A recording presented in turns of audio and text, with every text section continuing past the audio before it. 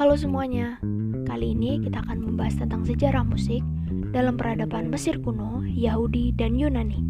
Tonton ya, jangan di skip.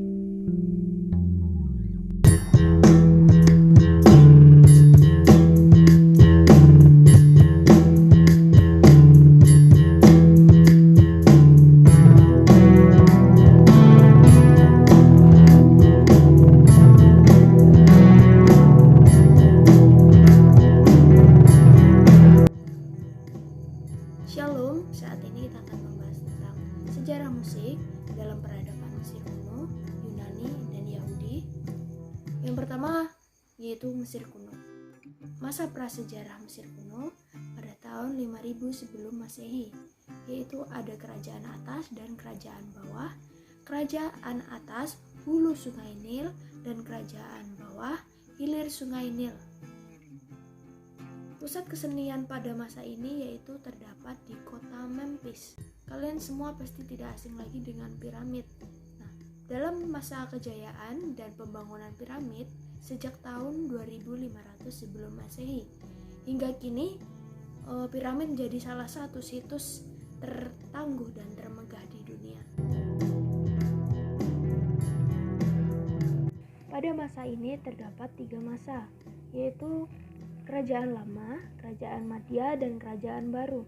Yang pertama, Kerajaan Lama. Kerajaan Lama memiliki kisaran masa kejayaan pada tahun 2850 sampai 2160 sebelum Masehi. Yang kedua ada Kerajaan Madya. Kisaran masa kejayaannya pada tahun 2040 sampai 1650 sebelum Masehi. Yang ketiga ada Kerajaan Baru. Kerajaan Baru memiliki kisaran masa kejayaan pada tahun 1550 sampai 1070 sebelum Masehi.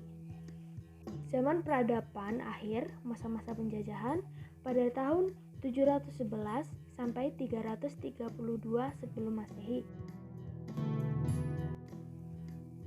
Nah, untuk alat musik pada zaman ini yaitu yang terkenal adalah harpa dan lira. Plato mengatakan, Mesir menganggap bahwa seni musik sebagai kesenian yang sudah tua, dan menurut sejarah kenegaraan Mesir, seni musik berawal dari para raja-raja keturunan dewa seni mereka yang bernama Dewa Isis. Prinsip Herodotus, tokoh musisi pada zaman itu, bangsa Mesir hanya boleh memainkan lagu-lagu dalam negeri saja, tidak diperkenankan memainkan lagu negara lain. Hukum legalitis sudah berlaku di masa Mesir. Ada lagu dalam masa Mesir yaitu lagu ratapan, pada Mesir disebut maneros. Pernyataan Lepsius yaitu dia adalah tokoh dan pemerhati seni. Perkembangan musik di Mesir benar-benar dipengaruhi oleh peradaban keadaan politik pada masa itu. Kritik berbau melodi dan syair sudah dirangsang pada masa kejayaan Mesir. Selanjutnya yaitu harpa. Harpa merupakan jenis alat musik petik, sering diilustrasikan sebagai alat musik para malaikat. Bentuknya tinggi ke atas, umumnya berbasis emas, bersenar dan berbentuk segitiga. Sangat populer di masa Mesir kuno. Berdawai 5 atau lebih, bisa 13, 18, 21, 26, sesuai perkembangan dan kebutuhan kerajaan. Alat musik ini dikembangkan pada masa Ramses pada kurun waktu 1197 sampai 1165 sebelum Masehi. Pada masa kejayaan Mesir, terdapat pula prasasti-prasasti yang melukiskan alat musik lira. Ini menandakan bahwa kedua alat musik tersebut populer pada masa ini. Dalam masa Mesir kuno, belum mengenal harmoni atau interval musikal, sehingga mereka hanya mengenal musik melodius. Nah, peradaban alat musik ini menjadi sarana organisasi-organisasi dunia dalam mengembangkan paham pencerahan yang dituang dalam peradaban seni musik. tertuang pada kitab suci Perjanjian Lama, yaitu terdapat di Daniel 3 ayat 4 sampai 5. Berhala-berhala sangat populer pada masa ini. Musik menjadi media yang sangat dekat untuk mengajak umat masuk ke dalam penyembahan berhala. Penyikapan hal ini pada masa berikutnya, yaitu peradaban Yunani, memberi peran penting untuk membetulkan paradigma keliru yang sudah digaungkan pada masa Mesir kuno. Segala teori-teori ketuhanan memberi dampak sangat besar dalam peradaban dunia dan kemajuannya. Selanjutnya yaitu Yahudi, zaman di mana peradaban dan pengajaran mengenai ketuhanan atau kealahan berkembang. Bangsa Yahudi tidak meninggalkan prasasti atau sejenisnya, sehingga sulit untuk menerjemahkan perkembangan seni di masa ini. Namun tidak dipungkiri bahwa peradaban Yahudi merupakan peradaban yang memperkuat adat istiadat dalam meluhurkan Allah. Hal ini tertuang pada kitab suci Perjanjian Lama di dalam Keluaran 15 ayat 21. Luhurkanlah nama Tuhan karena Ia Maha Tinggi, Ia membenamkan kuda dan penunggangnya dalam laut. Melalui kejadian Deborah dan Barak, anak Abinoam, dalam mengalahkan Raja Sisera dari bangsa Kanaan, mereka bersabda, "Dengarlah hai raja-raja, tilingkan telinga, hai para penguasa, aku akan bermadah kepada Tuhan, akan memadahkan mazmur kepada Tuhan, Allah bangsa Israel." Terdapat dalam Hakim-Hakim 5. Dan ini sebagian kecil dari berbagai kejadian-kejadian nyata pada zaman Yahudi yang terjadi pada Musa, para hakim-hakim, Elisa, Yesaya, dan masih banyak lagi. Semua ada di dalam kitab Perjanjian Lama. Selanjutnya ada sangkakala. Sangkakala menjadi suara paling fenomenal dalam masa ini. Sifatnya menggaung dan bergemuruh. Dalam kisah sejarah bangsa Israel, masa ini tidak hanya menguasai daya kekuatan madah. Madah adalah sebuah kata homonim yang berarti pujian yang disampaikan. Bisa juga berarti ungkapan yang menggaungkan sesuatu. Madah dalam bangsa Yahudi, kekuatan dan sifatnya menggaung bersuara tunggal, seperti suara yang dihasilkan dari tabung atau gading atau tanduk yang ditiup. Kinor dan ugab, alat musik yang diciptakan oleh Jubal, terdapat di Kejadian 4 ayat 11. Kinor seperti harpa, kecil berbentuk segitiga dengan dawai, sedangkan ugab berbentuk bilah atau biasa yang disebut dengan seruling. Musik Yahudi berkembang pada dua tahap yang sangat berbeda. Tahap pertama yaitu musik Kinisa abad 10-6 sebelum Masehi. Tahap kedua yaitu musik sinagogal 500 sebelum Masehi. Raja Sulaiman pada tahun 966 sampai 926 sebelum Masehi merupakan pengembang musik Yahudi yang mencapai puncak kesempurnaannya. Kekurangannya adalah lagu-lagu yang dilantunkan tak tertekstual. Tokoh sebelumnya adalah Raja Daud yang merupakan ayah dari Raja Sulaiman. Nyanyian ibadat Yahudi haruslah bersyairkan dari mazmur-mazmur. Maka itu teks asli mazmur merupakan bukti nyata dari peradaban musik Kenisa.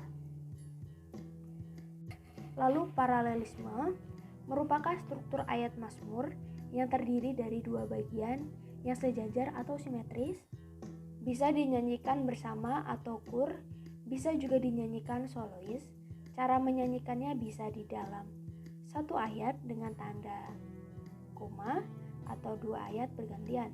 Cikal bakal dari nyanyian Jijoria adalah dari ayat-ayat mazmur yang bersahutan, dengan kata lain merupakan sebuah responsorial.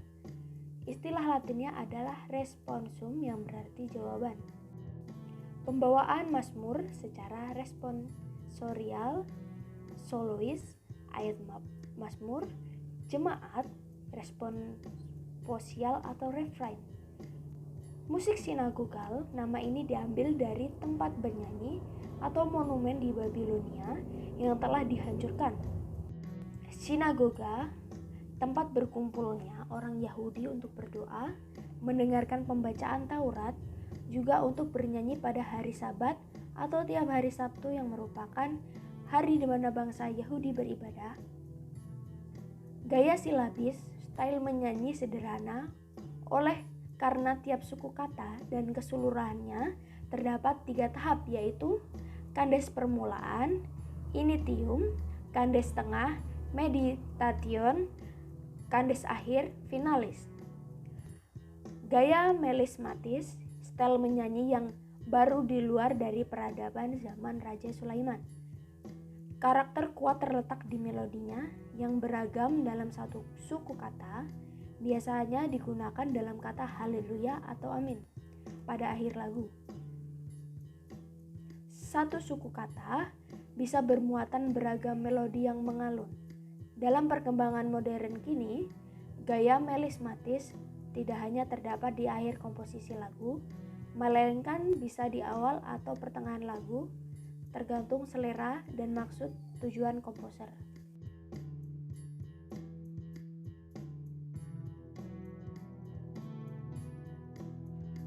Selanjutnya yaitu Yunani. Lagu ratapan pada zaman Yunani disebut dengan linos. Dalam sejarah kerajaan Yunani, terdapat 2 masa yang mempengaruhi peradaban dunia, yaitu masa mistis 1100 sebelum Masehi dan masa fase kedua yaitu 1100 sampai 500 sebelum Masehi. Pada zaman ini ada Apollo, yaitu dewa pelindung kesenian. Bagi bangsa Yunani, musik memiliki dewi-dewi yang berbeda yang terbagi menjadi 9, yaitu ada Dewi Seni Sastra, Dewi Sejarah, Dewi Sastra Eratis, Dewi Seni Sastra Liris, Dewi Ria Jenaka, Dewi Drama Sedih, Dewi Seni Tari, Dewi Seni Olah Nada, Dewi Ilmu Binatang. Pada fase kedua, kisaran tahun 1100 sampai 500 sebelum Masehi hingga seterusnya, merupakan peradaban yang menggemparkan dunia. Oleh karenanya, di fase ini, semua sistem musik terangkum. Tirtaos merupakan seniman pertama bangsa Yunani yang hidup sekitar tahun 676 sebelum Masehi.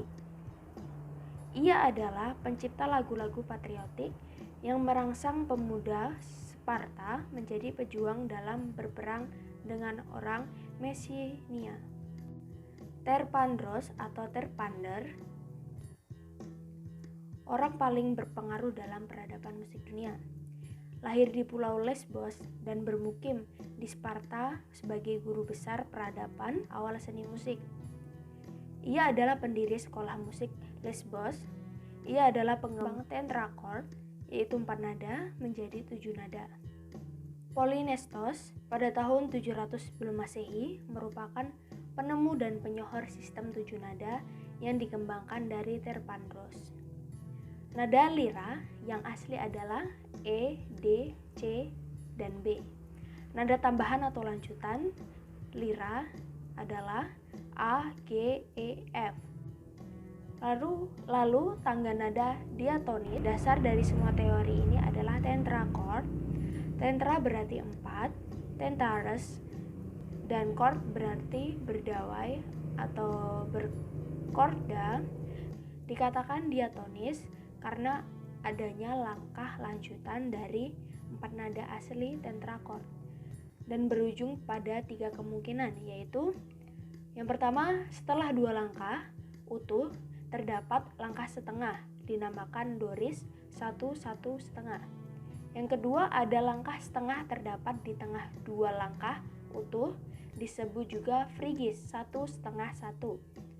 Yang ketiga, ada langkah setengah nada terdapat di sebelum 2 langkah disebut lidis setengah 1 1. Jika menjadi tangga nada pokok yaitu 7 nada, maka ketiga rumus tersebut Dilanjutkan ke bawahnya lagi sehingga tercipta 3 tangga nada pokok dengan rumus sebagai berikut. Yang pertama, tangga nada doris 1-1/2 1-1/2. Yang kedua ada tangga nada frigis 1/2 1 1/2 1.